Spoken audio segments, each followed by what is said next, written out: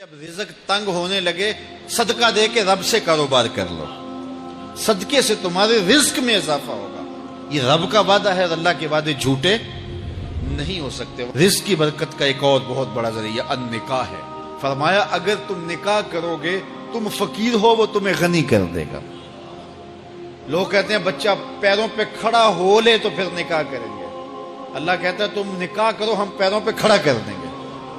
ہمارا فلسفہ اپنا ہے، اس کا حکم اپنا ہے۔ وہ کہتا ہے ابھی تو یہ اپنے لیے نہیں کماتا، تو جو آئے گی اس کو کہاں سے کھلائے گا؟ میاں جس نے آنا ہے اس نے اپنا رزق لے کے آنا ہے۔ تو بچوں کی شادیاں کرو، اگر وہ جوان ہو گئے رزق نصیب ہو۔ اپنے اہل خانہ کو نماز کے حکم دینے سے رزق بڑھتا ہے، کیونکہ جو صبح کا وقت ہوتا ہے یہ رزق کے بٹنے کا وقت ہوتا ہے، اور جس گھر میں صبح کے وقت لوگ سوئے ہوئے ہوتے ہیں وہاں بے برکتیاں ہوتی ہیں۔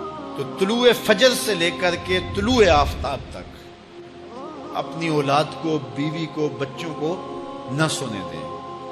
اس وقت رزق بٹنے کے لمحے ہوتے ہیں۔ کثیر دعائیں مانگیں، تلاوت کلام مجید پڑھیں، اور نماز فجر مرد حضرات مسجدوں میں جا کے باجماعت ادا کریں، اور گھروں میں جو ہے وہ بیٹیاں بہنیں مصلے بچھا لیں، تو اللہ کی رحمتوں کا نزول ہوگا۔ اب ایک حدیث میں رزق کے اضافے کا ایک اور نسخہ ارشاد کیا گیا۔ میرے حضور نے فرمایا جو شخص یہ چاہتا ہے کہ اس کے رزق میں برکتیں ہوں اور اس کی عمر میں اضافہ ہو، تو وہ اپنے رشتہ داروں کے ساتھ سلوک اچھا کرے۔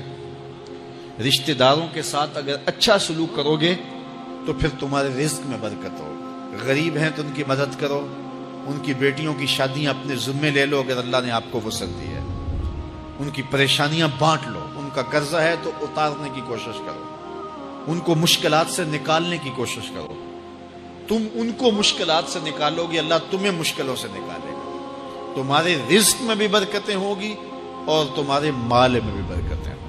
فرمایا بہتر صدقہ وہ ہے جو ناراض غریب رشتہ دار کو دیا جائے۔ اگر وہ پھنس گیا ہے، مجبور ہے، ناراض ہے، تو اس کو اگر دیں گے تمہارا نفس اس میں شامل نہیں ہوگا، تو یہ افضل صدقہ ہے جو ہر صورت میں قبول ہی قبول ہے۔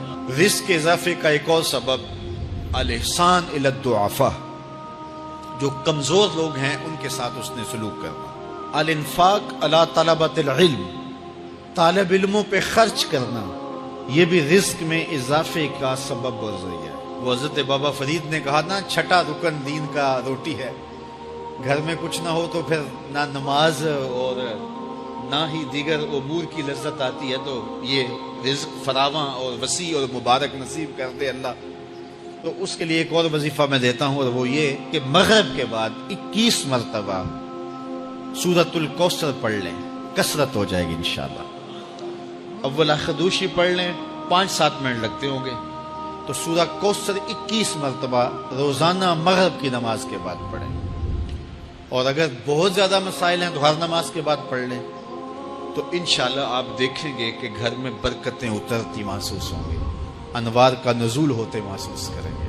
تو یہ وہ رزق کے اسباب ہیں، اگر ہم اختیار کر لیں تو ہم اللہ کی خاص رحمتوں کے حقدار ہوں۔